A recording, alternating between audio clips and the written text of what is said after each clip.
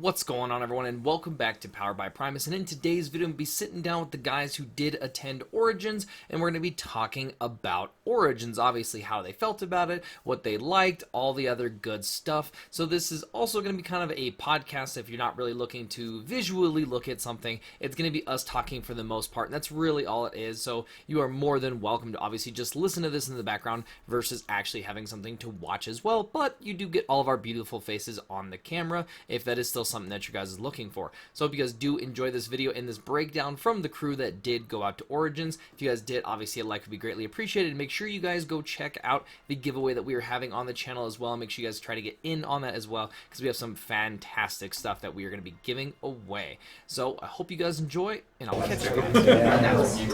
Alright, so what was one good takeaway for each of you? What's one thing you guys liked the most about Origins in general? I mean, honestly, for me, it was meeting the community. Right? Meeting a lot of people who may have interacted with Facebook or not interact with at all, and seeing what they're playing in their local metas. And almost everyone was really nice, pretty interesting people. I mean, like, so it's probably the best thing you can look for at the starts. Like, yeah, sure, the pride's nice. Yeah, of course. Sure, being like entered into qualifiers, cool. Top 8. But, right, top 8's great. Top 8 finals. But like, it's so much more to just be able to meet more in the community, especially with like transforms as small as it is right now, where like your local groups are maybe really like 5 grew, or 10 though, people. from day one to the end, though. There was They said 40 players at the end of it. They said initial numbers were a minimum of 120 unique players. Right. Not the same people signing up. Right. Day one was like 20. There was, I think they said 21 signed up, there were 19. Yeah, and then Friday it was like 35-ish.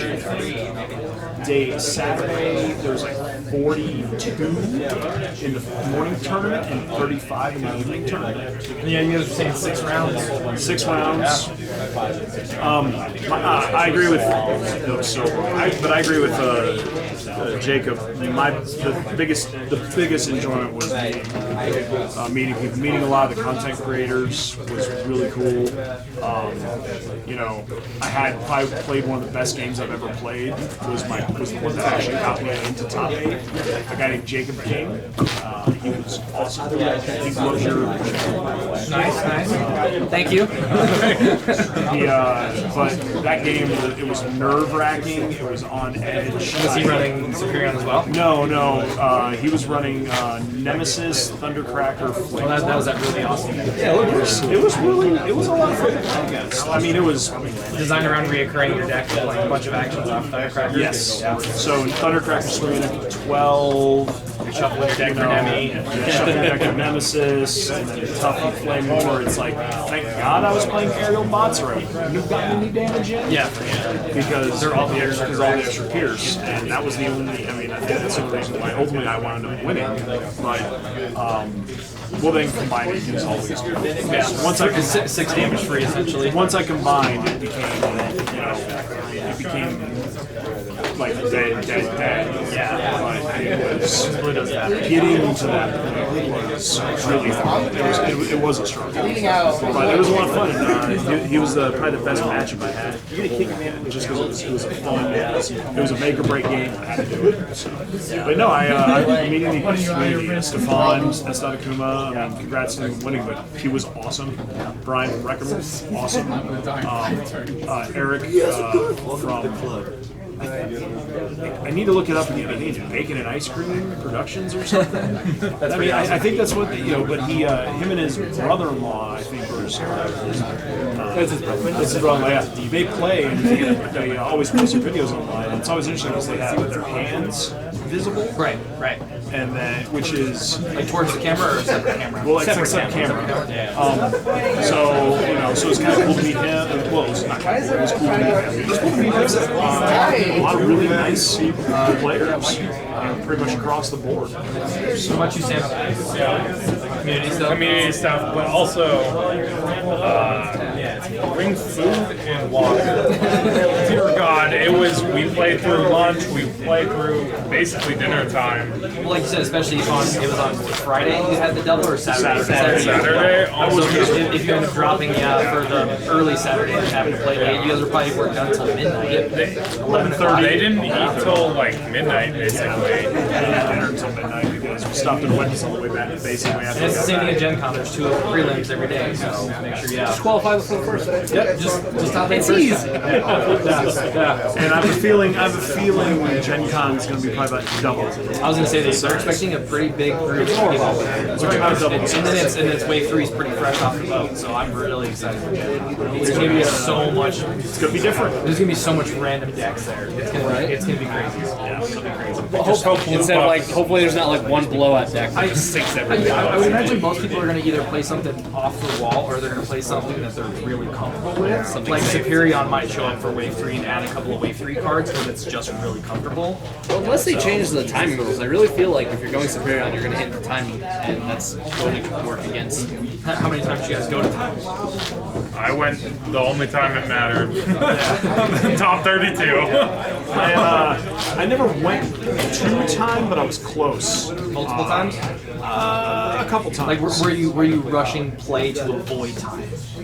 I probably did a few times, and that probably actually might have cost me a few games because I was maybe being more subconscious of time than I might be normally. So, but I don't think I didn't have any games. The one that I was worried about the most was my Superion mirror match in the Saturday night tournament. To get to top 8? I was on my way. Yeah. That was my first game. That was my first loss, and I mean, honestly, he sideboarded in better cards for the mirror match. He did. Even though I beat him to Superion each time, which Did is more damage sometimes before combining? no.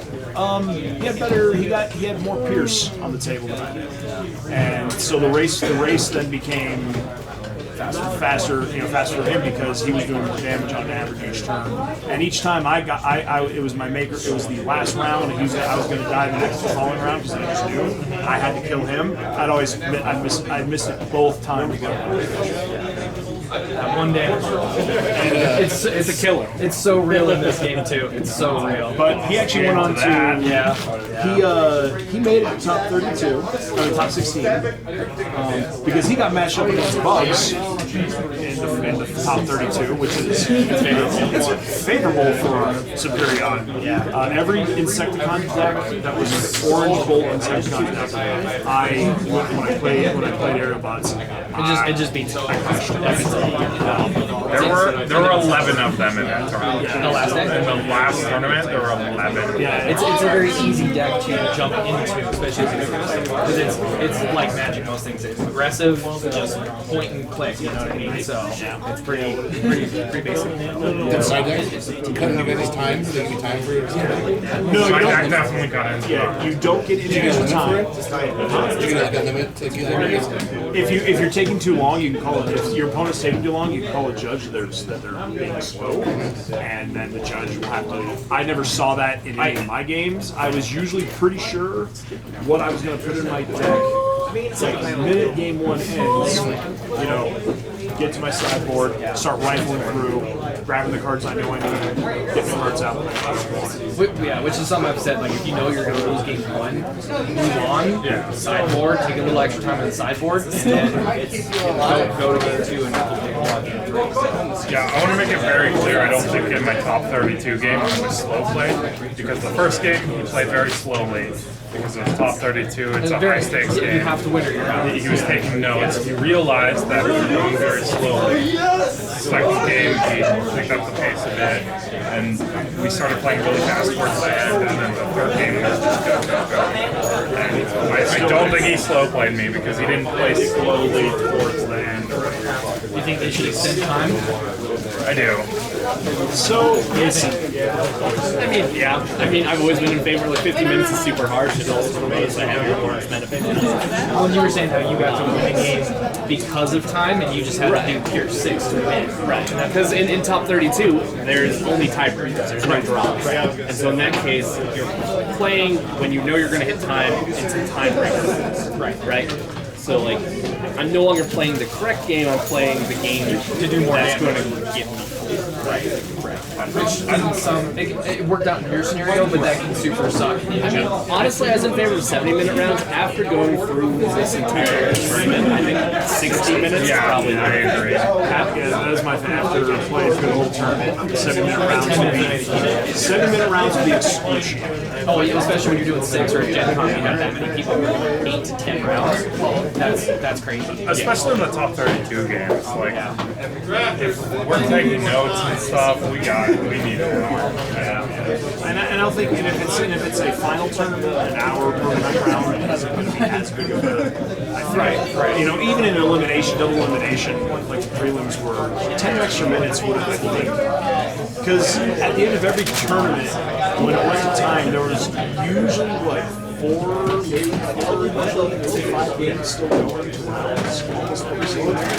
I heard there were a lot of draws. Like just looking at people's records, I saw lots. It depended on the deck. Especially Metro. Metroplex always went to time. It's too slow, unfortunately. And I don't know if the 10 minutes would help them or not, unfortunately. Did you play it or play against it? I played against it 3 times in a row with my 5-wide RC deck, which is also slow.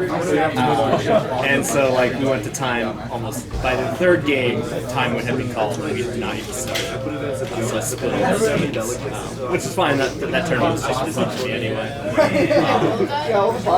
So you qualified day 1, so everything else was just fun. I had a great time. Oh, that's right, yeah, day 2. Day 2 you guys didn't make it. Yeah, you guys didn't make it there too. Well, we made it there day 1. We just made it there way too late. Yeah, it's actually like I think one of the guys who made top 8 in the tournament, you were playing that 5-wide. I think he went to time 3 times and then won his other 3 and made top 8 as a result. I might be wrong. I can't remember.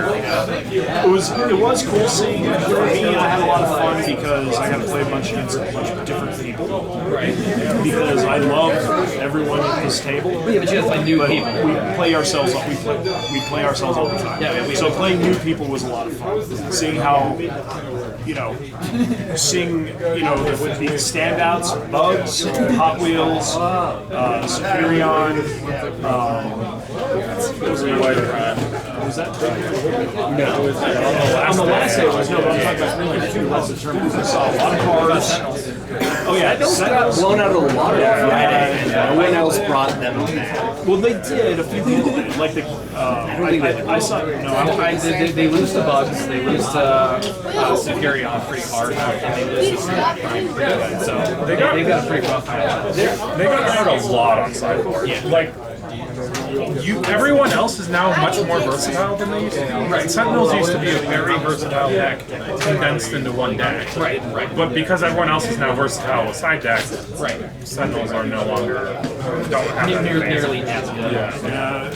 When our first day Friday, when we all brought Novastar Prime, this poor kid was playing Sentinels, and he faced the 3 of us. And you could tell when I sat down and put down my cards, because that was last round, and I set them down.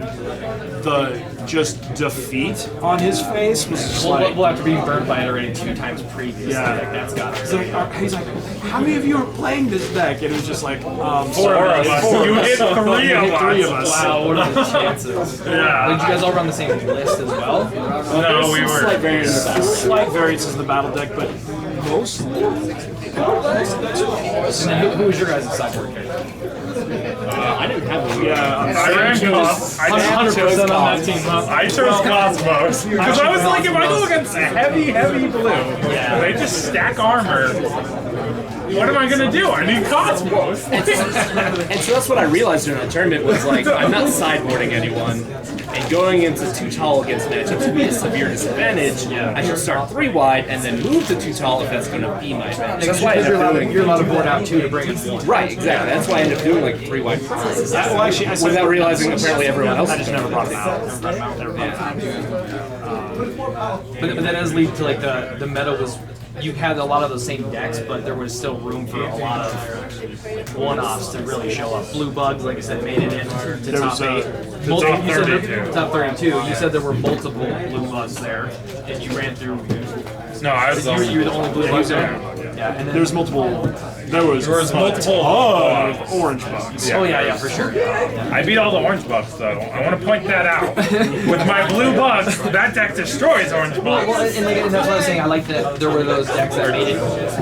They made it far. You know, you had, like I said, the Dread made it in there, and then we had blue cards that went undefeated day one. Blue Bugs was in there. Optimus Prime Nova Star was in there. Like there was still room for other good decks. It wasn't just like 4 or 5 that were super well known that did well. Yeah. So I mean, they all did really well. Right. But which also I think a lot of people applied this made a ton of mirror matches. Right. And a ton of mirror matches like Insecticon mirror matches are who goes first.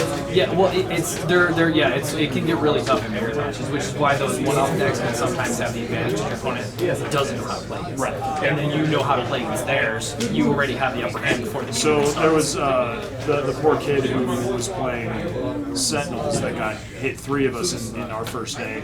The next day he was playing Bugs. And the first matchup, I sit down across from Brian at Record Pool, which was like, well, this is great, you know, fantastic. Someone that I really like, you know, one of us is gonna get wrecked. I got wrecked. Actually, didn't get wrecked. Actually, each of those games with Brian were super tight. They could have gone either way. Yeah. Like it always came down to like one turn, one card. Which is something really specific about this game. One turn can make a big difference, and it usually is a pretty close win one way or the other. But It's pretty rare to blow out. So that kid was playing Sam, and as you know, Sam lays it out, and I think he mentions blue bugs, and the kid's like, blue bugs? My Insecticons should wreck blue bugs, and I was like, oh, you poor summer child. He doesn't know. You poor summer doesn't child. know. And he's like, he has no idea what's about to happen, and when he got beat, I could tell he was just like, how? He had no idea how it happened. It was not my proudest moment. It just like I said, it adds more to the fact that, like, you know, me and other content creators will talk about how good a deck is, and then someone goes out there and builds it, and then just expects it to do extremely well. And sometimes it just doesn't. Well, and It's very matchup dependent. there's expectations with the meta decks. There's, you know, expectations are Hot Wheels should do good, Insecticon should do good, Aerial Bot should do good. I mean, even Too Tall Prime should do good. You know, I mean, there's these expectations that they see because they've seen tried and true that they've won tournaments, they've succeeded at tournaments. And the problem is when you run into a new field, when there's so many different players and people bring some crazy stuff that like no one else thought of. Yeah. Really. I mean, other people said, "Oh yeah, I've been thinking of blue bugs and things like that," but you know, Sam. Well, yeah, but even your Blue Bugs is built way different than most people would ever consider built. My favorite game was I sat down, I laid my cards out. I didn't realize it was the 6th round, and the guy stands across the table from me. He doesn't even sit down. He's like, "You want to draw?" Because at that point we had both. Yeah, you guys are both in. Yeah, as long as we draw. I was like, "Oh yeah, we should draw." And he's like, "Wait a second, is that blue bugs?" And I was like, "Yeah." And he was like, "I built that." And I was like, "Really?" I was the only person that did. So yeah, That was funny. yeah, no. Overall, it was a fun. It was grueling. Definitely bring water. Definitely bring snacks. Oh my gosh, It's the second day. I brought granola bars, and that made all the difference in my attitude because I get hangry. Yeah. And at the end of day 1, and after losing and not I was super hangry. You yelled at Jake. I yelled at Jay. And then even with you guys taking that first day kind of relaxing, you still did an 18-hour drive to get out. I didn't take it personally. Yeah, but once I got food in me, I became way more cordial. But so the next day, even then we're all like, "Are you gonna bring like granola bars and stuff?" Because they got them at the hotel. And I was like, "That's a really good idea." They're like, "We're packing them for you." That's funny. Sam's wearing a fanny pack. It's like those Chucking them out. Wes needs food. Hear him a couple tables over. So, and it's one thing I will say. I think, you know, I didn't really see any like table blow-ups. Like No rage quits. no, I don't think so. I had one game that was not my proudest moment, but no, it was I was petty during it. It was against one of the Vector Sigma guys. They'll know. They'll know when they see this, if they see this. I'll be for sure. That they'll know that I was being petty, at least in the middle of the game. Did it make a difference? I don't know. I know they were talking about it afterwards. Because my question is, like, if you're being petty but it makes a difference in the game or comes to a game win because of it, it's a little different than being petty. Oh, no. I was being petty. He picked up one of my cards, and he was like... and I was like, I'd appreciate if you asked before you pick up my cards.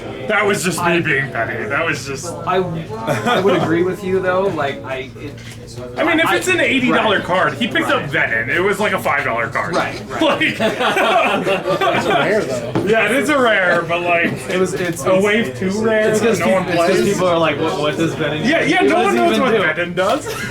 We do. Supremely, we know what Venom does. Yeah, we know it. Facing it. Because I always forget him. He's like, discard 2 cards. Son of a right, Venom. Did it make a difference playing new people as far as, like, because we play each other a lot, we kind of know What people are going to bring or maybe how you're going to play a deck? What was it like playing new? I felt bad for some of the newer players.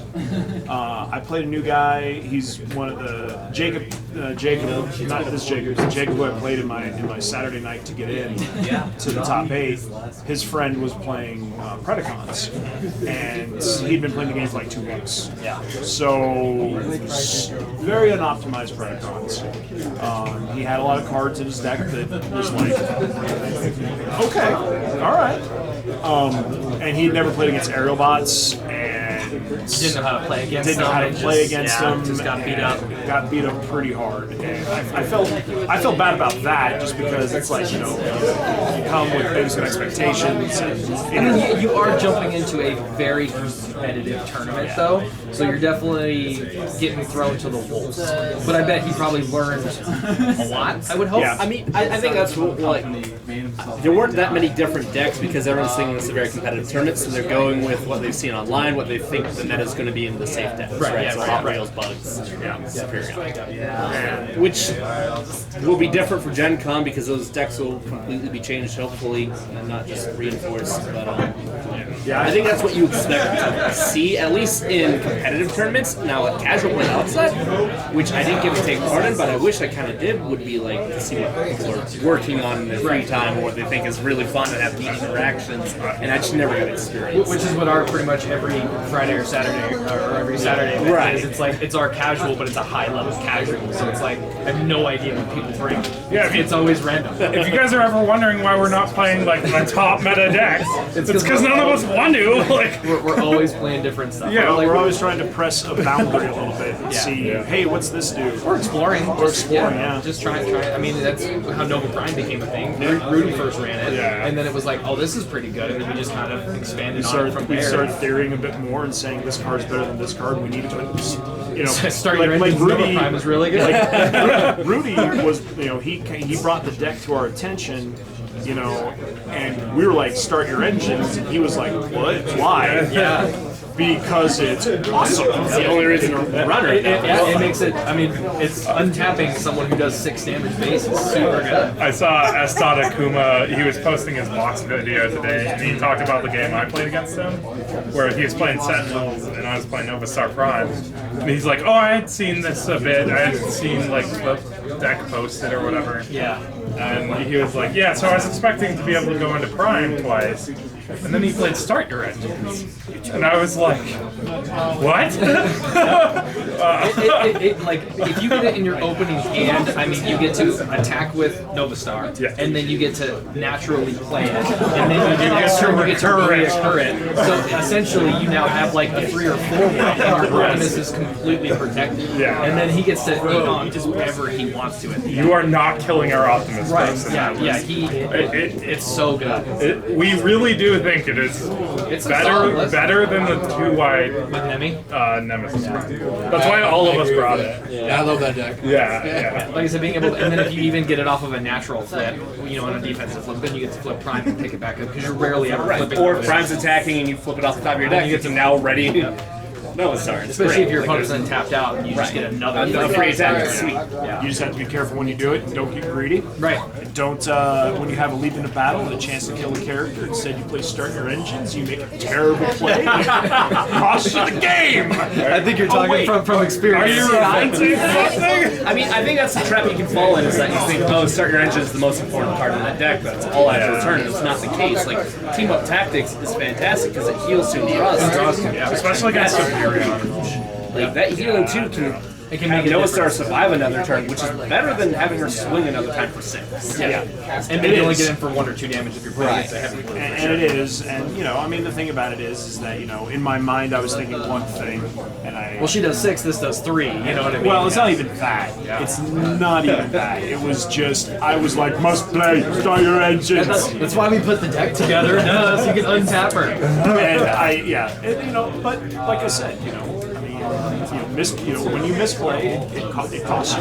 Yeah, well, and like I said, especially in this game, most games, like, your deck is your deck, your hand is your hand, there's some things that are manipulated, but you'll eventually get to the things you want to get to, or everything's usually on board. This game, your flips make a huge difference, what you get makes a huge difference, like, there's so many your variables. Flips can deny you those cards that you need. That's why I think Battlefield Prime is so relevant. Like, I mean, he was Well, I still think so much. and I think he's going to maintain relevancy coming into wave 3.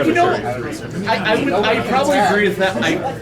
A part of me truly believes that the new Optimus might actually push him out with a lot of decks. Really good. Because giving bold one, tough one to all your characters and being 2 stars cheaper. And being 2 stars cheaper is huge. Yeah. Also, they've been statting characters higher, which means that comparatively, for 13 stars, he's not as well statted as he used to be. Is it going to be that free action that makes more difference versus giving the bold and tough? But a mid list with that, especially with like the 3-wide, which is running Hot Rod and Flame War, with that new Optimus Prime, suddenly Hot Rod has tough 3 starting. Right. Yeah. And Optimus can have tough 2, and like now your opponent's doing no damage to you, and you're not going to get triggered as many events for bonus damage, but you're still doing damage. So I mean, I think Wave 3 is going to seriously cripple the 2-wide. I don't think the 2-wide is going to be. I disagree with that. I don't think it's going to be. Card EMP field is a surefire thing to say that, especially Battlefield Legend. I go 2-wide's fine because now I'm going to tap down all your characters. I'm 100% in on Alpha Trion, Optimus Prime, Battlefield Legend, 1 EMP wave. Yeah. It is going to be so good because if you can attack with Prime and plan it and then flip the EMP, you're now attacking into. You still have to go into the 1 character, but now your opponent's tapped down, and then you get to reset with your Optimus. I think the only 2 equipment you run in it are Data Pad and that new card that lets you play an event if it's the top card here. Yeah, I mean, you can even secret Because if you're running those 2 cards, you guarantee an event's going on top. You play it. I mean, Secret Dealings it's a white and it's Right, green, so so you it's get to anticipation. you get to fish it up. Incoming transmissions gets to put it No, on top. it's all really good stuff. I just don't think it's going to be as strong. The Magnus Prime deck that I brought to tell. Magnus is going to be super solid. I mean, like, he just Starting with the armor. brings burst damage, like Metropolis. And so that also, plus the squash. Magnus is how many? Magnus is 14 if you run the armor. It's 12 or It's 12 without. Oh, the new Prime. Sorry. Yeah. Yeah, because you can run both of them. Because the new Prime is 11. One armor and assuming you're running 3 armor. Yeah. There's no reason. If you're going to run Magnus, you probably run that. Well, yeah, and if your opponent doesn't have a response, a couple of early turns to that armor, it just takes the game. It's so hard to get through. And then ideally, your opponent will attack. And that's a 2-tile deck that wants to go second as well. Because you want your opponent to get forced into Magnus with armor turn 1 because they can't play. Yeah, they can't. Yeah. So they just have And then to if you can follow up your turn 1 with like an espionage or an destructive vengeance or something, it just starts to go even higher. Yeah. I think 2-tiles will still be fine. It'll be very specific to tours. I don't think there'll be room for. Especially a sideboard too. Like you can always make your 2-tile be a sideboard and start with. I don't think Nemesis Prime, Optimus Prime. I mean that's seen a lot less play for a while. Yeah, just naturally. I guess that's more what I'm talking about. I think Nemesis. I think 2 tall primes is. Yeah, I think Nemesis is going to be hard to move this way into 3. Right. Still solid. And like the Nemesis deck that you played, I think is a fantastic piece. And one prime. So I run Nemesis, Thundercracker, and Jazz for almost the same stuff, and it just like it can lead to some pretty crazy stuff. Jazz is interesting because, well, There's right just so much now, gears before right now. Wave 3 comes out, actually it's less because everyone's running Noble Blaster, because everyone's playing Autobots. Right. Which is one thing I'm taking away from this, is Autobots right now are just the dominant faction. Unless you're playing orange bugs. Unless you're playing bugs, I guess I should say. Decepticons are not being seen except for Flamewar's.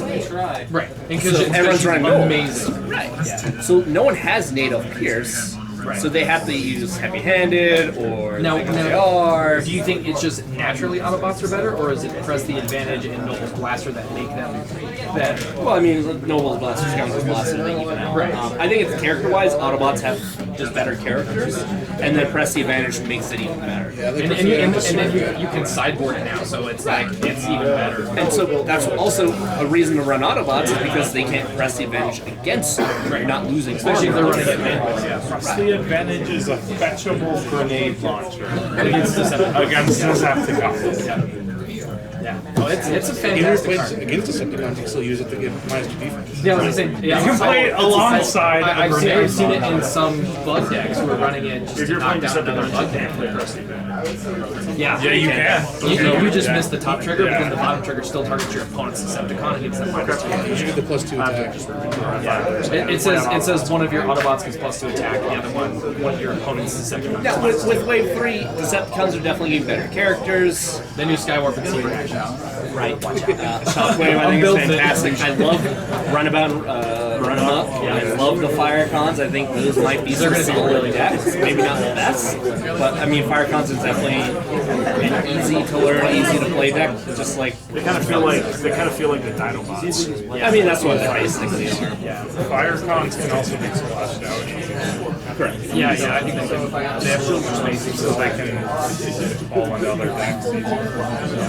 Yeah, I haven't done tournaments in a very long time because the last time I played TCG was back in late '99, early 2000. And I had when I was a young man. Now I'm an old man.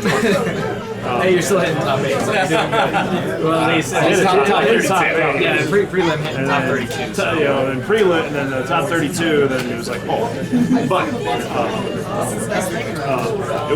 it was fun. It was a good time. Wizards of the Coast was awesome. Both Ken Nagel and John Short were fantastic. Because I mean, Ken Nagel would just sit down and just kind of shoot the breeze with us. Which is really amazing to see them out there doing. And Because most of the time you would never see those guys. You'd see their articles, and they answered. answered questions. They post up about different things. Like we kind of find out, Optimus Prime Battlefield Legend was supposed to be a super rare, but because there was a Bumblebee movie, Bumblebee became a super rare. I'm kind of bummed because I thought of a question like today that I wish I could have asked. It was like, what was the design philosophy behind tanks? Oh Because I feel like tanks, there was an original idea behind them, and like I feel like they never reached that goal. Yeah. I mean, Wave 3, we have a couple of new tanks coming out. Kind of small ones. Yeah. So maybe there's. A super rare Megatron, which I'm sure will be fantastic. I'm super excited. I think that I disagree. I mean, like, Megatron has always been kind of slightly off where he needs to be. But we can put superior plating on him, and if you just tank him off, he's spreading 1 damage. Yeah, I mean, like I said, the new tough one armor, the extra padding, needs a stack, attack drone that you can stack. I think that there is space for it, but it may be too slow, is my worry. It may take a lot of setup. I'm the guy who always plays stall decks in all trading card games, and that character screams, stall the game out. Oh, for sure, yeah. And if you can just not take damage on him, But once again, like, so much damage. what you've just described there, the stall the game out deck, will always be bad in tournaments with a 50-minute time. Yeah, but if you're And so now I'm building a deck that's going to lose a tournament. I mean, I'm not gonna do that. I mean, stall the game out decks tend to do poorly anyway. Right. And if they don't, then it tends to be because or it's poorly designed. We will see when time comes. He looks like fun. I'm sure we'll be testing. I want to test that Megatron out a lot. I really do. I want to do spread bird there. That sounds like the most fun. Yeah, the new Optimus is on my radar, and then Shockwave and the new Skywalker are on my radar. I think Secret Actions are going to be super solid, especially with sideboards now. Secret Actions are going to be very interesting.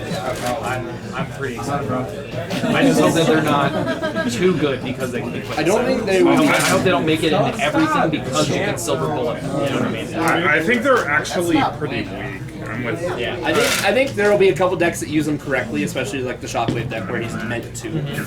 Otherwise, I think most decks are going to test them and realize that for your action for the turn, they're not worth it. Right, and if Especially your opponent aggressive knows how to decks. play against it, Right. and they can bait it out because it's an automatic trigger. You can't choose not to trigger. Because we're it gonna- triggers, it triggers. We're going to see the good secrets float up and the bad ones sink down, and so then we're going to know which ones are in the pool and which ones are going to be suited for Right, and when your opponent plays one, you're going to go, okay, I know it's one Well, of clearly two you're actions. doing this, Right. so how do I maneuver that to the best advantage? Right. Which is why I'm glad Brainstorm also can trigger it because I was afraid that it wouldn't, but it does, so it still opens the door to be able to play another action at the same time. Specialists, they'll have access to multi-mission gear and stuff, so I'm gonna mess around with some jank stuff and see how well. It's the Colorado Met. That's what we do. That's what we do. Jake stuff, and hopefully something comes in. I mean, I can always fall back on decks. Yeah, like falling back to really good decks is easy. It's easier to see a great deck, and then it just comes down to maybe cards here and there that change rounds on your list. But I like the experimental stage. And I still don't even think that we've explored all the way to yet. But I like that. Let me try this really bad card and see if it works. I mean, I've played Volcanicus how many times? Like, I've tried every iteration of that deck, and it's bad. But I made sure that I tried it all blue, I tried it mixed, I tried it all orange. It's good in our meta. Yeah, All the birds. Yeah, it's like blue versus blue best of one games. It's unstoppable. But beyond that, it's just bad. And I've accepted that. Oh, poor Dinobots. Well, yeah, because they had such a rough go that. I know, right? Yeah. Which is funny because now they're completely dead. I really don't think they have a place right now because Orange Bugs just outright beats them. I think Superion is actually fine against them. Yeah, you have to have a huge Gridlock turner or have ready for action. And honestly, to be able to get multiple then you're just relying on turns. Grimlock. You go like the Grimlock RC Thrust style, and even then that deck's not amazing. Yeah, they have Dinobots some really bad have been decks. knocked back a little bit, and it's fine, and maybe they'll see a boost a little later with either Cartridge 3 or Wave 4. The one deck that did really good that I heard about was from Vector Sigma. They had Wheeljack Grimlock, and they were running it more. Yeah, the double Grimlock. Yeah, I played against that. yeah. Where they're also running like the steamrolls. So you just have access to trap almost every single time. So it can do a lot of damage out of nowhere. But it just goes to show that you have to have a steamroll to get this going. Grimlock by itself isn't good enough. It's just Dinobots. So, and then steamroll is not really good enough to run on Dinobots by itself. How much is your Snarl getting in for? How much is your... I think the default is still like Soup is better than Snarl. Yeah, the double specialist is just so much better. And then You're right. What else? Any thoughts? Play blue bugs. Anything you guys would change about the tournament? Other than time? Time limit, deck registration sheets. Yeah, so the thing we were talking about was just a blank sheet that had like fill in what cards you actually have in there. Even if you wanted to separate it and have actions, upgrades, weapons, armor, utility. Fill out what you got. Because I did have two opponents did get 2 match losses against me. No, not match losses, game losses against me. Yeah, because of that. Because they had checked the wrong box. Right. Because It has every single card in the game that you have to then go through and check. Well, one side of them, it was main deck, side deck, out of game. It's out of game for star cards if you need to have Or ancient was it wisdoms. out of game? I don't even know. Yeah. Out of game. But it was also like characters. characters, But the characters, it was main deck, out of game, then side deck, KO. then KO.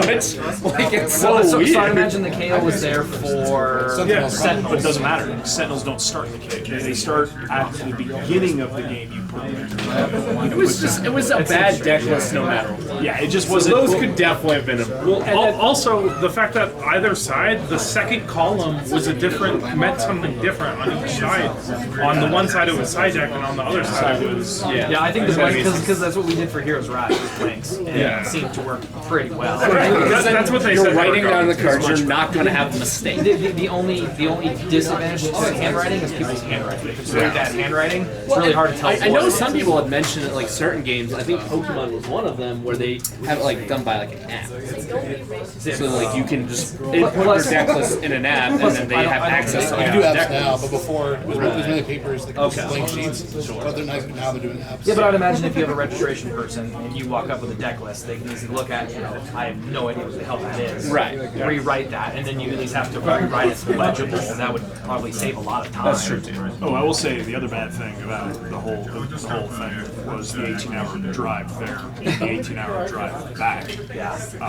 Just fly. Don't recommend that, guys. Just fly. I'm definitely flying next time. I'm flying to Gen Con because I looked at the drive and it was like, I'm getting there a day early, and I was like, so I'll probably be riding by myself, and I was like, I've driven from here to Wisconsin, which I think was like 16, but it was miserable, and I don't want to get there and then spend my day before sleeping and then have to wake up and go game for possibly 12 hours. So Without eating. I was like, I'm gonna fly, I'm gonna have to bring my stuff, I'm gonna do vlogging, so I'm like, I'm just gonna fly.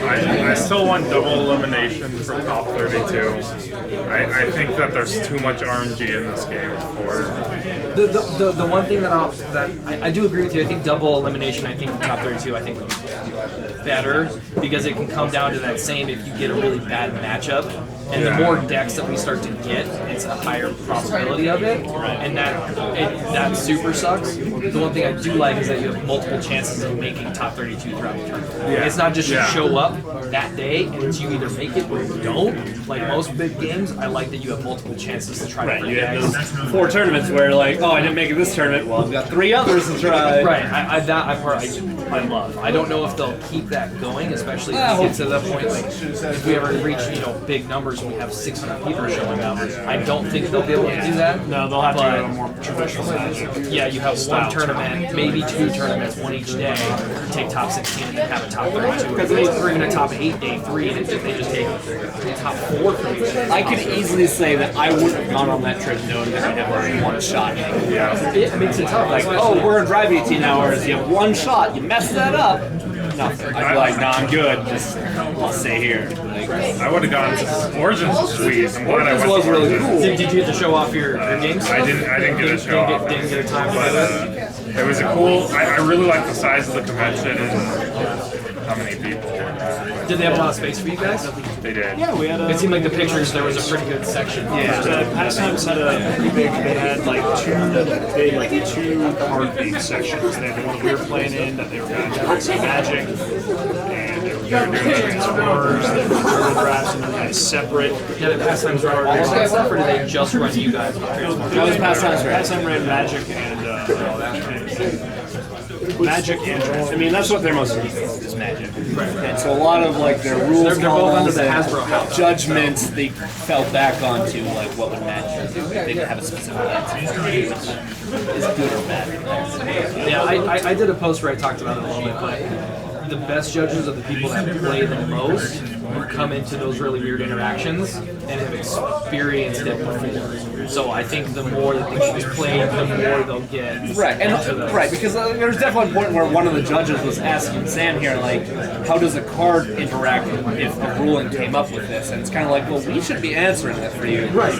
You should know that already. Yeah. But it works like this. Yeah. And just to be fair, even though they're saying they're only here to support, Ken Nagel's probably right over right there. And yeah, if it, No, there were some times where the judge just went over to Ken Nagel. I would imagine, yes. Yeah, I mean, if they're there, He just never wanted to do any more judging. He didn't want. Well, I mean, there's a good reason why. Like, he was just like, yeah. I'm over here. Yeah, I mean, they're there to just enjoy the event and just take a break. They want to see how the community interacts with what type of community. And that trophy, that is not a good. Oh, that's beautiful. That's sweet. Beautiful. That big crystal cube. The All-Star cube. That was gorgeous. Yeah. And that was a complete too.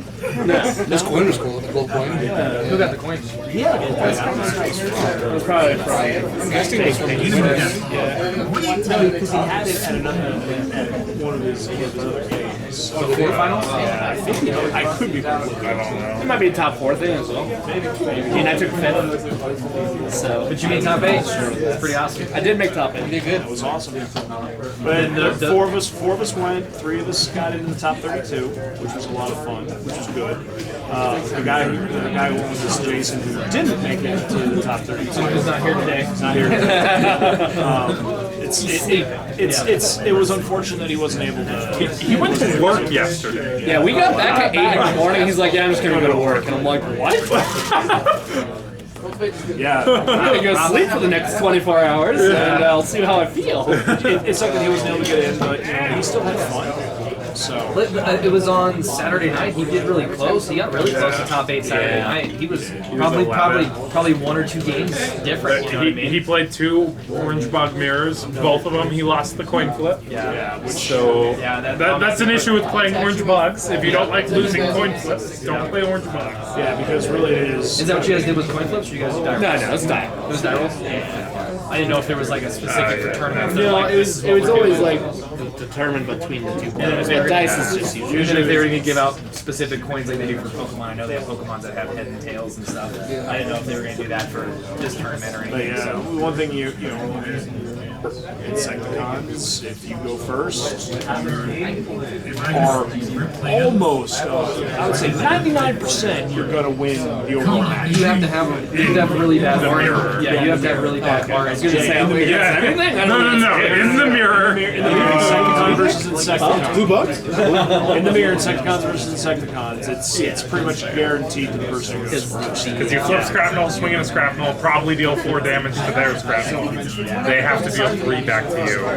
The game, they're way Especially behind. with one-shot stands and stuff. You just throw it out. Yeah, your RNG has. I don't like one-shot stand though in that deck. There's no way. I mean, You are way too bold in It's that a deck. really good response is. to something. it definitely lost my opponent top 16 in the game because in 2 bold attacks, his kickback flipped 4 double blades, and then followed by barrage flipping the other 2 double blades. That's And what it's I'm just saying. like, RNG can man, go really bad for you. I went against one Hot Wheels player who was like, man, I just flipped all my double blanks. And I was like, you're playing 6 of them. Yeah, that's, Like, it's the risk you run Yeah, that's for when a you- safer gamble on one-shot stand. And when you're playing one shot stand, one shot fall, and honestly, I'm not even a fan of ISO function in bugs. I know that's super controversial. No one's gonna believe that. I can see where the argument is that it's slow You or are that it's a so blank. you are so bold in that deck. You go through your whole deck, and the average on every card is that you're flipping it for damage. It's the same argument for cards that run ISO functions. It's like if you get it, your win percentage increases by so much, but if you don't, it decreases by so much. There's a lot of decks. that- I honestly believe that's what makes them better than Dynamo. It's like, Yeah, what that's- the ISO function is. I think it's the 4-1. Otherwise, because Grimlock can short the 4 he can 2-shot characters if he goes first against one bug. It's the fact that you bring back your highest threat and then kill him. If you bring back kickback, it's just. But if you don't have that in your deck, Grimlock goes, oh, this is going to be an easy game. Yeah. Those off the table. Those are off the table. Round 2? Yeah, no, in Dinobots, rather than running ISO function, I would run Ready for Action. Because if you can untap Grimlock, it's the same thing. You're in a way better position now to get 2 attacks with him. It's insane. It's insane. But you're so bold that every card you're flipping in your deck is orange. Well, sideboard. Right. Honestly, I would sideboard. It's a really good card to side out if it doesn't make a difference for you, but I think main deck, it's a really safe card to have in there. And it can, like I said, your opponent goes to attack and it comes down to you having it or not, and if you have it, you use it. So it's so much damage out of nowhere. But even against like Sentinels, you don't want to see that. If you see it, or if you see it, you do want to see it because it forces them to hit it out of your hand. But you're not playing it, so then you never want to see your other two because you're probably not going to draw. The other advantage to it is that it's blank, so it has to be tracked. Yes. You know, you only get But that's why Prime was running Disruptive Engine. Yes. Yeah. Put 3 of those in my deck. And, it's a blue and it targets any action. Yeah. well, it's safe because it reveals their entire hand. So not only does it target the action, I can now see what weapons you have. And whether it's not, it's worth it for me to play checkpoint. My God, security checkpoint that card. So good. That card is so good. While you guys were gone, I ran Starscream a couple of different matches. So he played security checkpoint against me one game, and it was mining pick, 3 crowns, and something else. And it was, and it was like, I'm out. I played it once in the tournament with blue butts. Yep. Hit 4 upgrades turn 1 out of my opponent's hand. They just lose. That's why double cards are stars now, because they're insane. They're insane. Like even playing Peace or Tyranny and not playing the card, it's still a double orange, and it can lead to a lot of crazy stuff. And then if you get the advantage to being able to actually play it and take an extra turn, it becomes even crazier. It's nuts.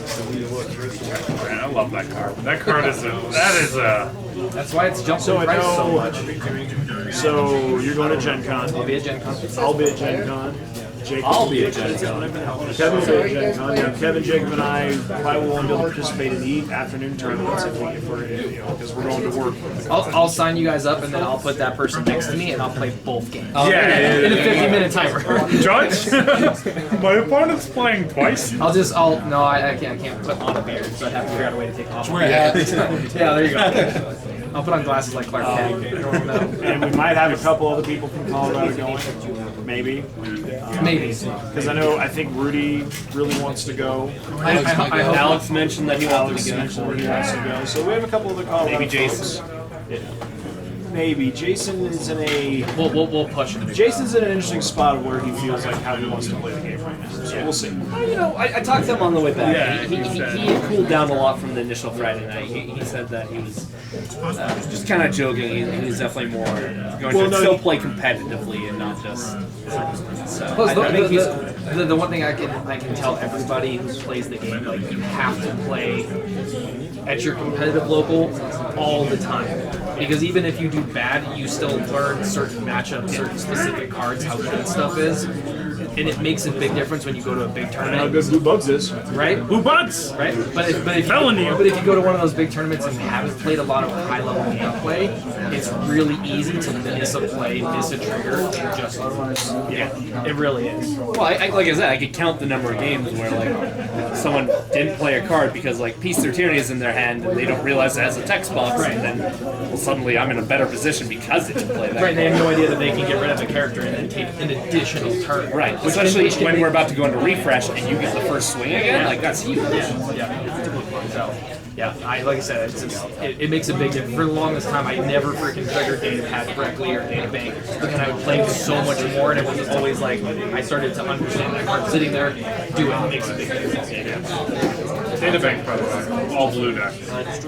That's an extra draw card. I mean, it made a difference in a lot of my games where it's like suddenly I'm drawing 2, and I'm running Brainstorm with my Optimus Prime that I'm just drawing more actions with just more damage. The preliminary qualified, my last matchup, which was make or break for me to qualify. He was playing a heavy blue. It was heavy blue Nemesis Thundercracker Flame War, and he got 2 data banks on the table. When your opponent's drawing 3 cards, it's really hard to win the game. Yeah, I know. I did, but it was really hard. It was just kind of one of those. He's like, I'll draw these, and I'm like, I saw Brainstorm play like 4 or 5 times each game. Yeah, and I'm just like, Every single I'm out. deck. and every time Plain blue play. So I'm just glad I was playing heavy blue too, because he's like, Thundercracker swings for 12, and I'm like, I'm blocking 9 of it. I'm only taking 3. That was like, that was nice, but Well, I mean, it's another thing about the meta. Like, it's better to take a deck you're more comfortable with than going with a deck that you think is really good, but you have little experience with. Because you will naturally make play mistakes and not see certain plays. Whereas if you're more comfortable, it may be a better matchup. So, even if it is Superior or Sentinel, you're more comfortable with it. For the first, also Superion should absolutely be running this card. Which one? Data Bank. Yeah. That card's nuts. Like over Security Console or whatever. Where are you running Security? Yeah, Security Console's good in the list if you have your Brave Guy that they can go into, and then when you have Superion. Beyond that, middle is really tough because most people can target something else and not go after it, or just kill it with direct damage. But even Like data bank on Brave Guy. Superion is just huge. Yeah. That means I'm drawing more cards, but chances are I'm going to draw more into burn. Well, the reason Security Console is good on Superion is they're forced into a twice, so you're drawing extra. Plus, he already has natural top two, so if you have a stack of the one top, it's super good, like I said, on Brave Guy and on Superion. It's that mid-game where it's... Well, it's not even that good on the Brave Guy, though, because they're usually going to kill him. So it's only good once you finally hit Superion, If and if they have two guys with them. it can be pretty good. Yeah. But if they KO him, yeah, like I said, the benefit is you can always put it on the guy that now they have to go in.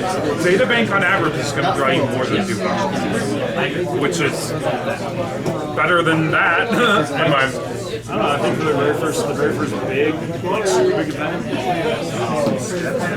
it was a good time. It was a lot of fun. I'm looking forward to seeing what Gen Con looks like. Like how many people are going to be there. I think it's going to be insane between how many people are planning on going and then how many people are going to find themselves in the tournament. Like people who are going to go naturally look at the game. Because like they were doing the free booster drafts all weekend. And it was to get people playing the game and learning it. And then they were like, oh, I got this game down pretty good. I got this stuff from the booster draft, $20 I can play. There's going to be a lot of those people. So it's, yeah, I mean, people show up, they hear.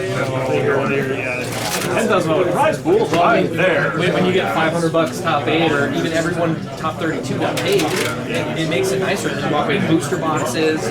My entire trip to Gen Con was, or to Origins was paid. Right.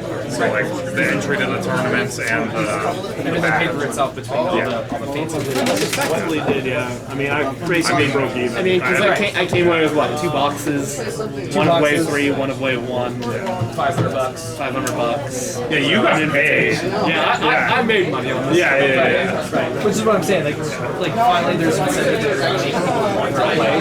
Whereas playing in your local, like getting store cash sometimes is cool, but it's really different. It's not enough for you to want to go out there and buy. I mean, I definitely met players where I'd ask, oh, what got you in the game? Because I'm like, oh, I just learned this like 4 days ago. And it's like, oh, because it's surprising. It's definitely a draw on people. Not necessarily some of the players you want to draw on, but some of them are nice. Yeah. And others are just there to game the system as much as possible. I want money. We all. Yeah. Try to knock those players out early, I guess. Hopefully, though, I could. Hopefully, between now and when we can, I can at least get a call. I can get an invitation because I want to go to PAX Unplugged. Yeah. So I'd really like to. That's That's December. That's when you got your. I know I have it too. I should know when that was falling. You're in. I'll make sure I have time off. December, like the first week of December, basically. Yeah. Yeah, we have plenty of. Wait for it. Yeah. So that one as well will be a really big tournament because it'll be New meta. it'll be such a new meta, and then it's gonna have people who qualify, so it's gonna have more good players. It won't be that person who just spent $20 to get in. It'll be people who got to get in. So it'll be naturally better players. So that one will be a tough tournament. So it's 16, so 32. Right. Each store who got the prize kit goes an invitational tournament. And then it's the people that win. And then there's going to be some last chance preliminaries at PAX. At PAX the day before, or I think it's a couple days I think before. they're going to have some last chance. So it's probably going to be it's probably going to be I would say at least 100. Right. But 100 to 200. I think 200 is on the really high end, but 100 to 200. It just depends on how many samples people are the ones that are stores and host. Like how many of those are actually happening. And also, it also means like how many of those people who get the invite actually go. Because conventions are unfortunately they're expensive, guys. Well, it's the flight if you fly, it's the hotel if you hotel. Well, and Airbnb helps with that for a lot of people. Especially if you guys are going together, Airbnb it. We actually did a hotel. How about too bad? It was cheaper than the Airbnb. Because we also chose to go kind of late. I will say my hotel Virginia. Yeah, no, those are expensive. I'm staying out. It's like a mile from the convention.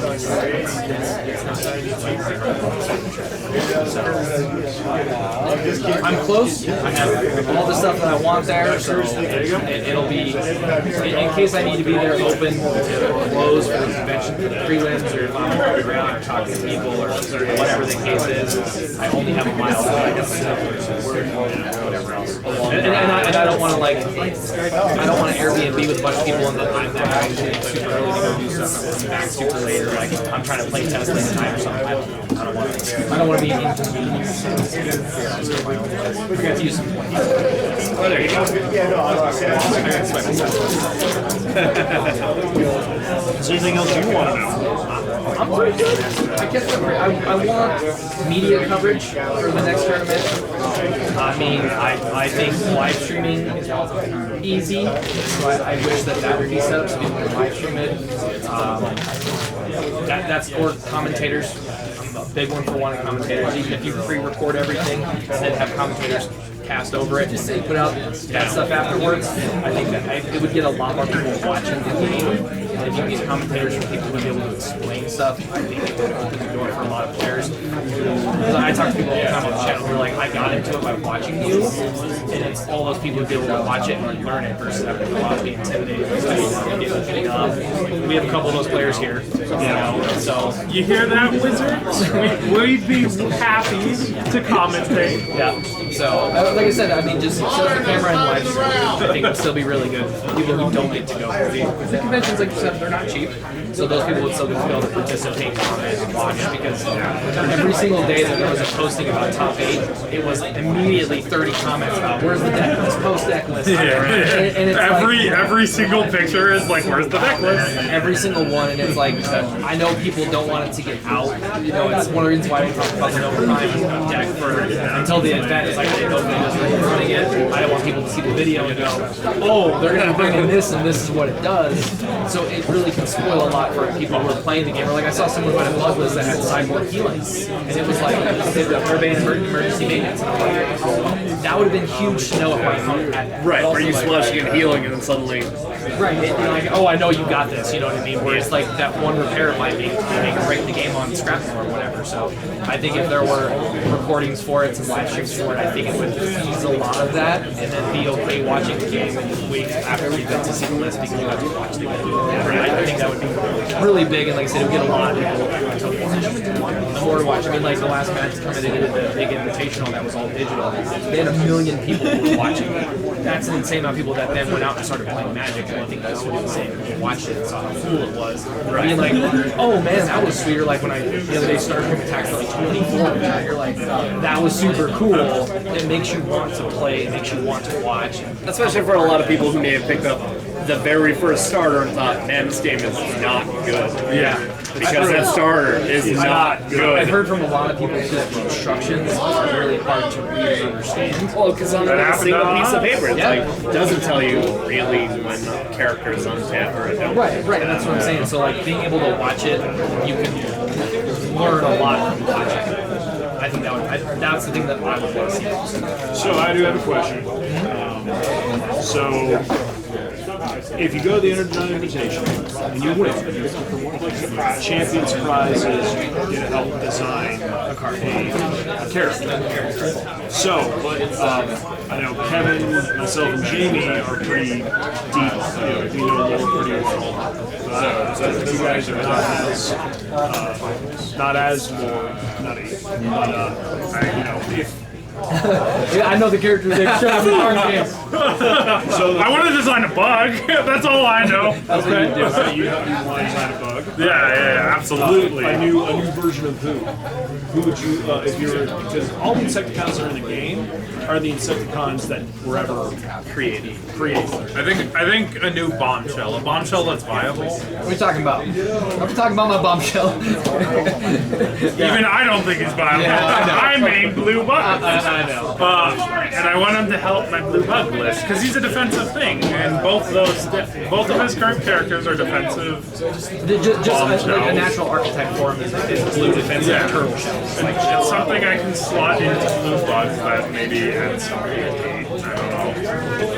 That deck would probably need a lot of support going forward if it were to become viable again. I don't think that new scrap ball is good at all. The one that repairs one from himself.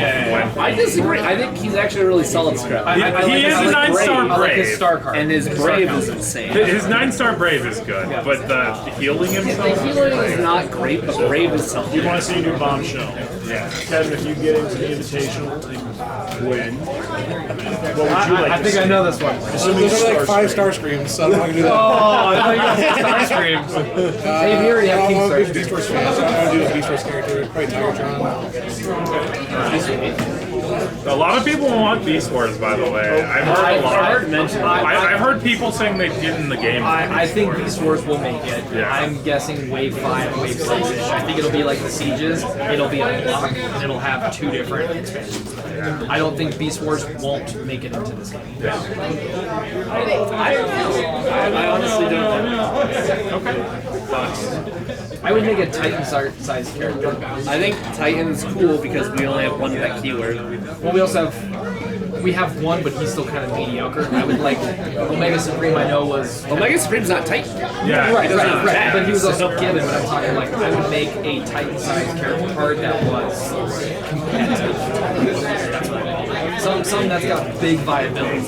Triptychon. Triptychon, if Triptychon doesn't come out by life, I think the Wave 3 box set is Soundwave versus Blackbird. I really do think that. And I think the Wave 4 box set is going to be I think they're going to do that because the whole idea of Siege, and they kind of mentioned Decepticons are going to get a lot of love in Siege too.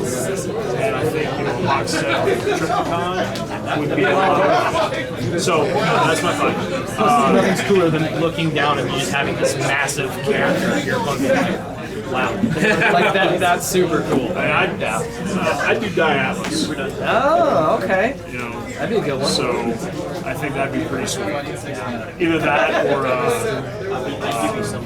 wasn't gonna Yes. I don't want to be wrong. But you're powered by it. Yeah, I don't want to be. I don't want to be biased. You know, yeah, I just brought the planet card. I think that would be a really cool like. I don't want to say a dual deck because Magic has dual decks, but like that'd be really sweet to have a Primus. You know what I mean? So I think that'd be a really solid. If I had to know the Starscream, I could do a Ghost Starscream. You could. Yeah. Yeah, I think Diabolus would be cool. Diabolus, or actually, I'd like to see Drift, like, the real, Deadlock who doesn't suck. Right. Yeah. Because that's what Drift is, because he's Deadlocked and he doesn't suck. Yeah. I mean, I would also, and I know that all the Cup Life folks out there, I mean, I'd like to see a cup that is Yeah, but it's almost now just such a good name that I kind of like where it's at. It's a name now. There's some funny Someone stuff. played against the 3-white Optimist that was running Cup instead of Interesting. Instead of Hot Rod. Instead Yeah, of there is Hot like one Rod. of their original ones is like yeah. Cup. And they were like, I just lost the Cup. I think it was Adam who was talking. Yeah, Adam was talking about that. I wonder if it was it because it was a truck? Well, because it has just 3 armors. He has like 3 armors. And so, like, you just, and an all blue deck with Flame War, Yeah. suddenly you're doing no damage to him. And he's the first target you get to attack. So it's just like, well, crap. I'm wasting attacks in the cup. Like, There you go. Cup is good.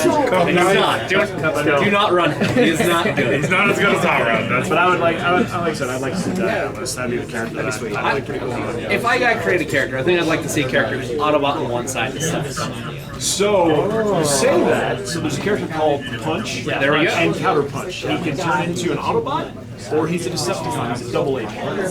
See, as part of, I'd be happy with him. That is who I'd be. Being able to play like a Noble Blaster and then flip him over and be able to play like something else. Either that, or if I won, I'd force them to make a phase 6er. 6 shot, overlord, I don't. Yeah, those would be tough. but that would be. We were talking with Ken, and he'd be accused.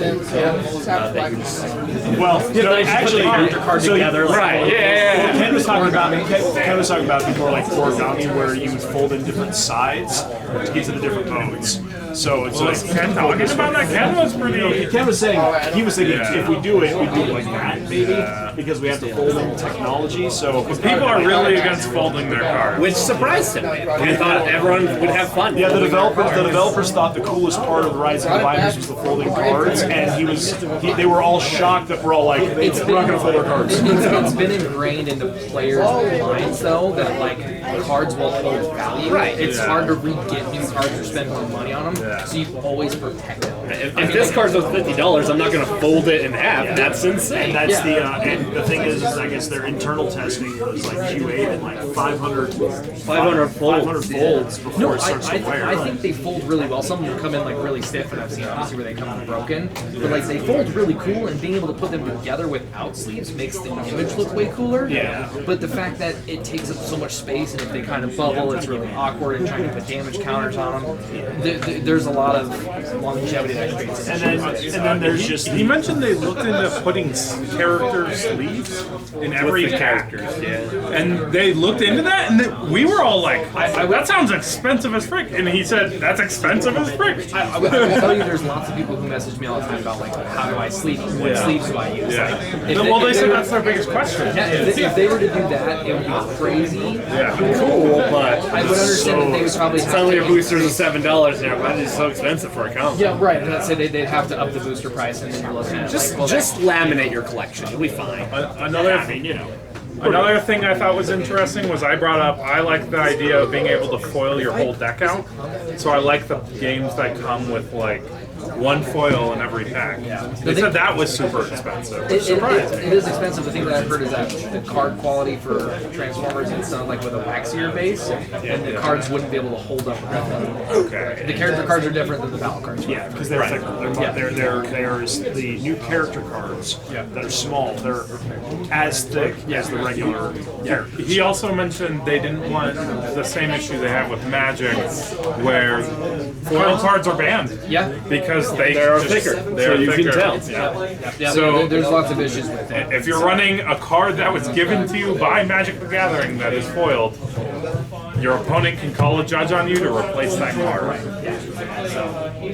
I get it, and the foiling I think is cool. I think it would lead to more products than it would. What surprises me is, I guess Wizards is the people with all the data on that stuff, but like, what surprises me is I think all the hardcore people, like you and Wes, would love to, trade. Yeah, and the new players love it because they can trade their foil card for a security checkpoint because they need a security Sure, checkpoint. but at that point, Wizards just releases like a foil collector set for like $300. And you get one of everything foil. Yeah. And then it can lead to alt art, and then those cards become super expensive. So like, But it's more fun to open a pack with foil in it. I think Like gambling. That's what the characters are there for. Like, oh, what character did I get? yeah. Oh, it's another living weapon. Trash. Right. I think they'll eventually go down that road and we'll have alt art. card cards, and like we already see it with Force Field.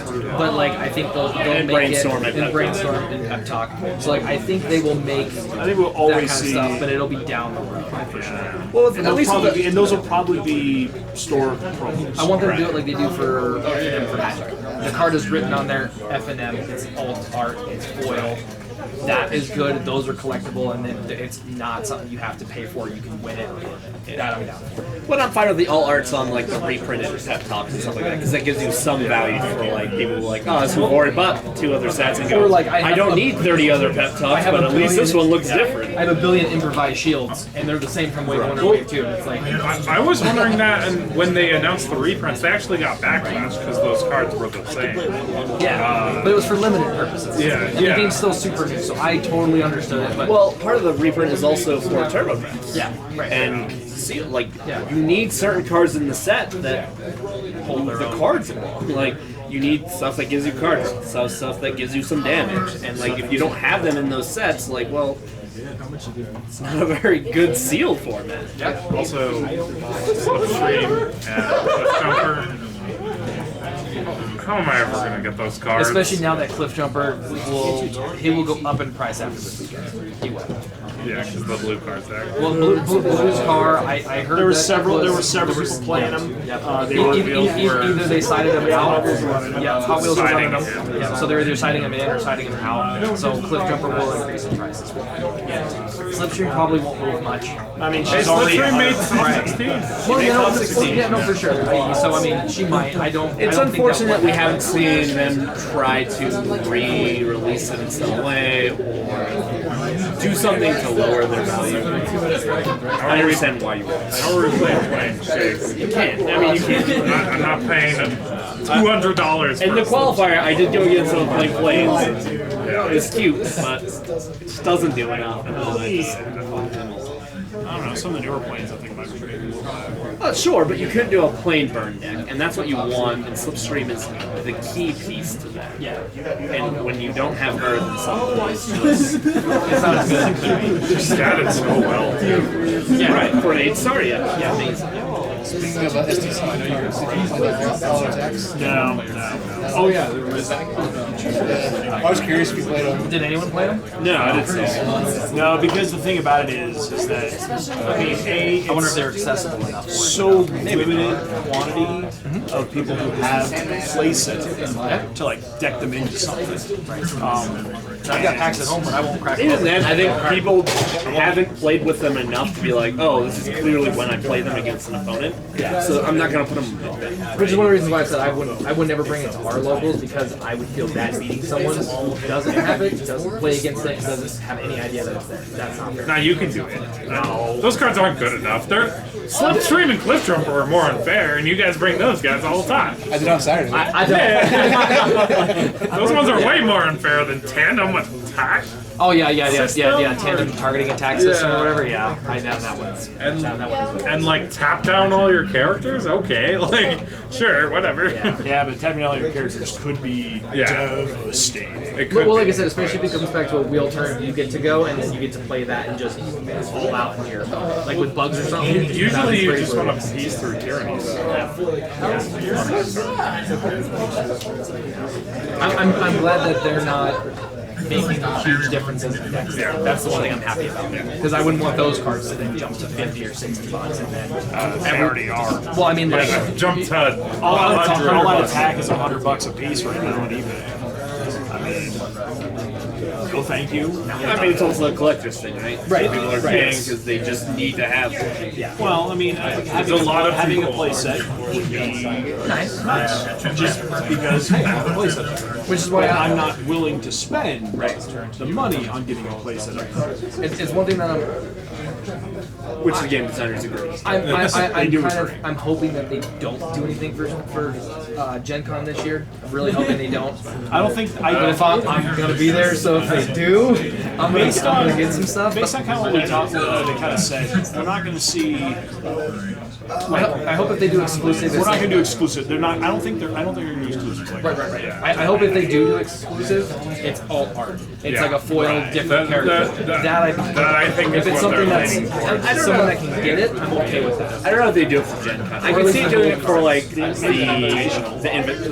the actual final tournament of packs. I hope could that see there's them doing something for something. invitation. I hope that there is a thing that when you sign up for invitation and you show up, I hope that there is a prize for every single person who shows up. That would be a good I place to give you like the Gen Con promos, but like with alt arts or whatever. Yeah. I know they can't reprint the same. Right, yeah. They can't do the same art. Yeah, but if you change the art and do that, So- there's a way. Yeah, I mean, they said there's some issues around the art. When I talked to one of the guys, they own all the art. Like Hasbro owns all that art. From the sounds of it, they didn't have to repay any artists. Well, most of the art they use for Legends, which was already paid for and originally done. Well, so- sometimes you have to like if you do something with that, you have to like give the artist another. Yeah. The issue is legal reasons for promoting the game. When they were promoting it at Gen Con, they said these would be Gen Con exclusive cards, which means they can't use. Yeah. Or So yeah, So San they Diego. wrote a deal with Comic Con, Yeah. essentially saying we will release these specifically at your place, so we won't release them anymore. Well, they won't reprint them because they also had them available For sale. So, okay, that makes sense. It's probably that. Yeah. So then, if they needed to do that, they would have to change the cards and stuff. Yeah. But Whether or not they want to or need to, depending on how they like. We've yet to hear anything about rotation you would get it back. Which I don't think we're gonna see rotation until for another T-Sets. until at least I was gonna say it's gonna be wave 5, It- if not wave 6. It's gonna be after Siege if there's a. If there's a rotation, it's gonna be after Siege. And if there is, I mean, there's well, okay. It's not a matter of it's not an if. It's really It's a when. There will be a. I don't know. Yu-Gi-Oh's never had a rotation. Yeah, they have a ridiculous band.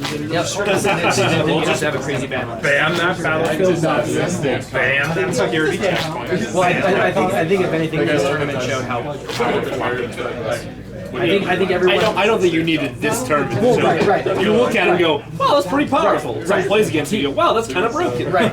Yeah, I think everyone knew that he was really good, but seeing how much he showed up in the professional tournament, he's good. 5-8, top 8. I mean, if you're curious about who to pay for and who to play with, he's your guy. Yeah, and I mean, right now you can get it for like $30. To anyone joining the game, you can skip out on the Nemesis price if you play. Sure, there's no. Well, you don't even need. Hey, I'm trying to sell my extra Nemesis Prime. Shut up. Some of us don't keep pulling. Yeah, some of us don't pull I was 5. gonna say, Wow. I've only pulled 2! I was gonna say, I have 9 Optimus Prime Battlefield Legends at home, not including the 3 that I've seen. It's because I bought him every single time he showed up, because I was like, this dude's stupid good. He's gonna go up in price, At right? some point, he's gonna go up in price, or I'm taking 9 away from the market. I guarantee you, Wave 1 will eventually see a cease and reprint. Yeah. And when that It already's been done. So once Wave 1 is out of store hands, yeah, your Optimus Primes are gonna go up on each. Well, and especially like We have living weapons. This guy's a magic artist. Yeah.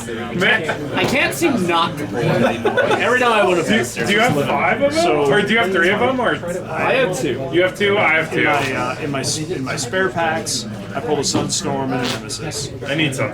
And in my box, I pulled another Sunstorm. And they kept trying to offer me living weapons for my Nemesis. Yeah, we're like 4 living weapons. 4 living weapons. And then great trade. and right? then I pulled a Four living cards weapon, and I was like, "Hey!" we don't need him anymore. Even though I already had it, Yeah, you already have but it's like, "Hey!" I just thought it was funny that it's like living weapons all around. I love seriously. Worst rare in the set. It's so bad. So bad. I think the potential's there. I don't think. No, it's not there. If he wasn't 13 stars, we'd have a different. the fact that he's 13 stars. Even if he was 12? If he was 10 or 11, I think he'd be pretty playable. Okay, if he's 10 or 11, I think he'd be pretty playable. If he's 10, you reduce 3 of his stars? Even if you were to lower his damage, the fact to be able to like keep reoccurring and have 3 weapons can be insane. Sure. It's just at 13 stars with those stats. Why? Well, I guess my question is, why can Optimus Prime recur all events, and Living Weapon can only recur 1 upgrade time?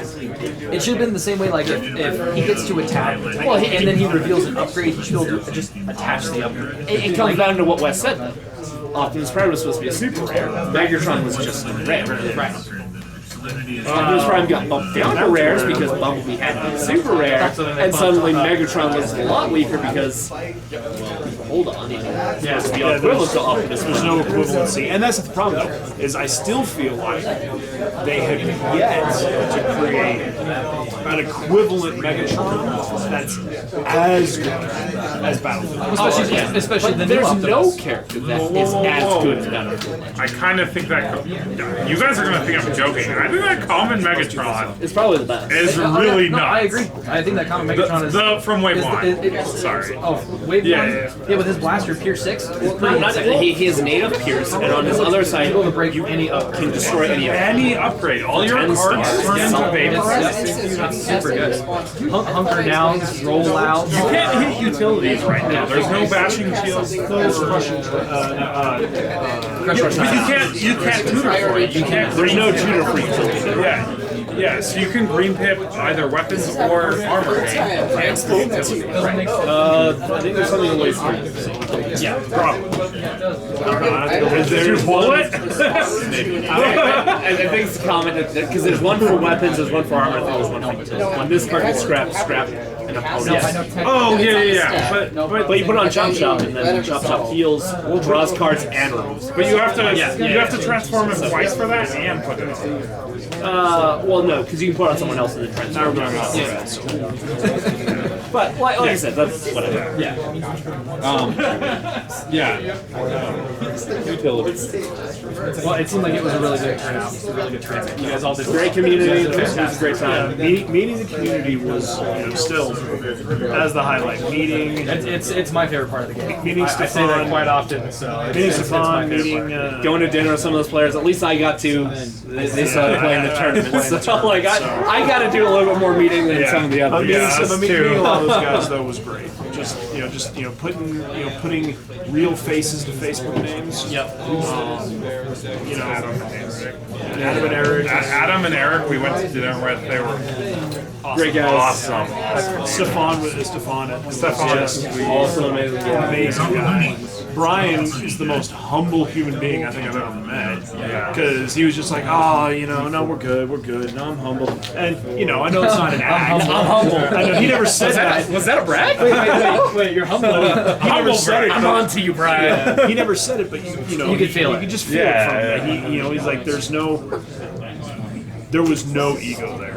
Right. Like, he was just like, I made it to the next round. Well, he's like, yeah, I'm 5-0, and I'm like, Well, I will say from that's awesome. even for me, I really enjoy watching their content. Like, they seem like awesome guys. I hope that they're at Gen Con. I hope all the content creators are at Gen Con. So from my perspective, meet up and chat with all of those guys. So, I'm glad that they all are nice guys. I was very much afraid that with this tournament we were going to start to see that bad side of players, where it was going to be some game rages, when it was going to be some table flipping, some people who were really pissed about losing. That's what I was afraid of, and it sounds like that didn't occur at all. I don't think which is really awesome. Even the people who got deck checked and got a game loss, everyone was just like, Only even the post that I saw on Facebook about it still seemed happy. Like, it wasn't like, oh, I just got deck check, I took this loss, like, you guys need to figure your crap out. They were like, hey, in the future maybe we should get some better judges, or hey, get some better calls, or figure out this deck thing. It seemed like people were very open to the fact that it was new. Everyone was learning, and that was super awesome. 'Cause I was afraid people were going to show up and just tear it The apart. pastime folks were, I mean, they even said that, like, look, this is so new to us.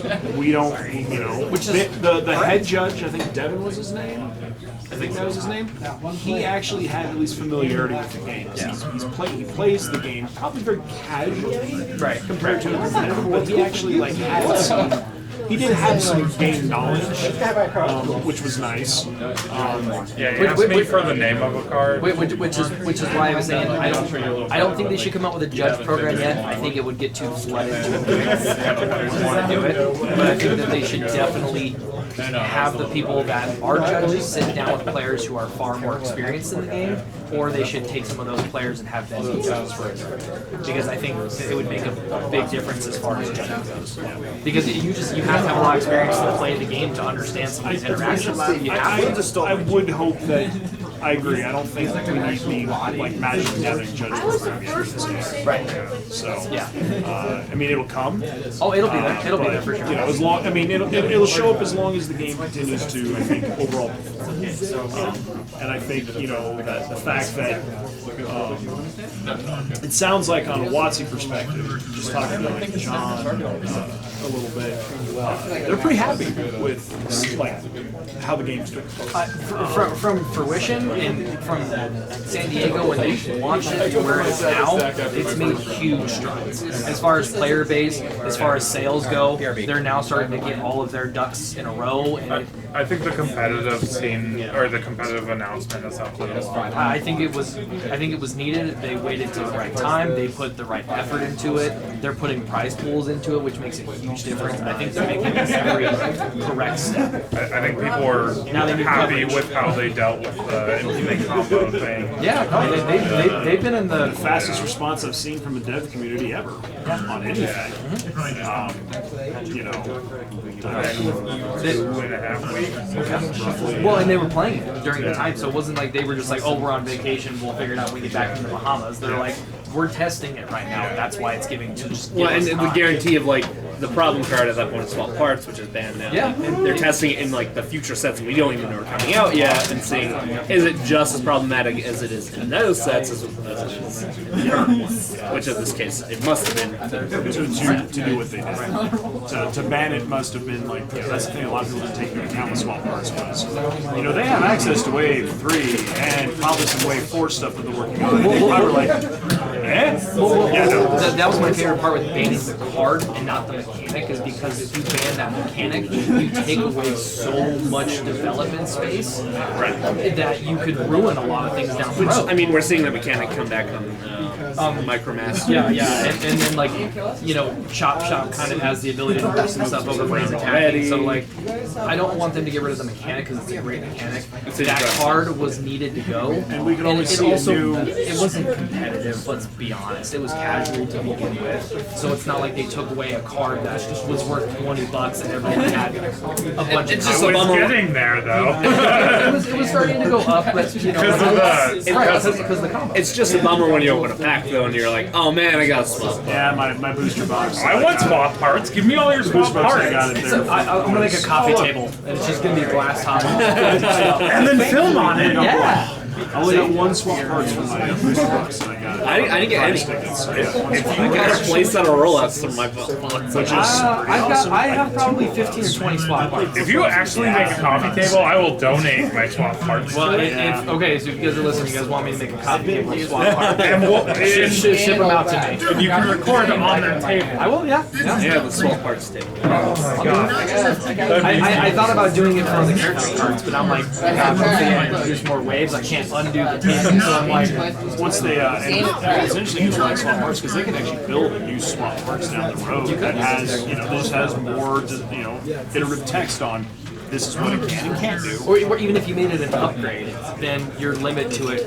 If you play one, you only get the one that you can play, and if it's a utility, well, then you have to either target a separate character or you have to try to replace it. So like, there's ways around making the card in the future, but they did great. The Wizards team seems like they're doing a fantastic job. Past time sounds like they did a good enough job. Oh, definitely. For this tournament. For the very first one of its kind, I think they did great. I think they did great. I mean, they found out about the tournament when we did, right? yeah. Well, So yeah, that's no, about as much time as they had like, to prep as we did to prep it for was a what? tournament. It was like 3 or 4 weeks that it was like, hey, this is going on in Origins, and everyone's like, oh, snap. Time to sign up. Yeah, so And I heard from a little bird that they might be changing the tiebreaker rules because people are not satisfied with them. That is something being looked into. yeah, I'm not surprised. Hopefully, we'll see a change in time in general. You know, and I think they might adding 10 minutes. You know, I know when you're running blocks of time at conventions, you do sometimes run into. You know, we have X amount of time to run our games in. Well, yeah, you don't want to like finish a tournament and then like if you don't make it 10 minutes later, you have to start another new round somewhere else. You know what I mean? Like there's got to be windows. So I mean, but I think you know, a 10-minute boost wouldn't be awful. But at the same time, I mean, none of my games went to time. I know Sam did, which sucked for him because it was, you know, it was relevant. Every one of my Metroplex games. Actually, I like the third one didn't because I just. I'm like, I'm gonna go do other con stuff. Dropping out. See ya.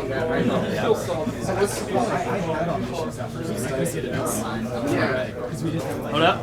Was it not recording this whole time? No, it was. No. It's just I was making sure I was making sure the battery wasn't gonna die. I was gonna make sure the battery wasn't gonna die on us. Yeah. Anyway, Cool. Sounds like they did awesome. You guys did awesome. Top 8, top 32. So good job to everyone who showed up and played. Yeah, I really appreciate that. I really appreciate seeing the community just. What I thought was, you know, I mean, since I had no basis of comparison, that's a lot of folks. and they said they were very satisfied with it. Well, yeah, I mean, like the biggest recorded tournament before this one was Heroes Rise, and a couple of the other ones they had out in New Jersey where it was like 20 players, 21 players. It was like that was the top, and then we had 40 players show up for this, and it was consistently over 20. It just kept going up, so they had a big turnout. So especially with the short notice and traveling. Yeah, oh, it was so short notice. If everyone who wanted to go could have went, it would have been way more. Yeah. So you know. But anyway, all right, that's it. I think, yeah.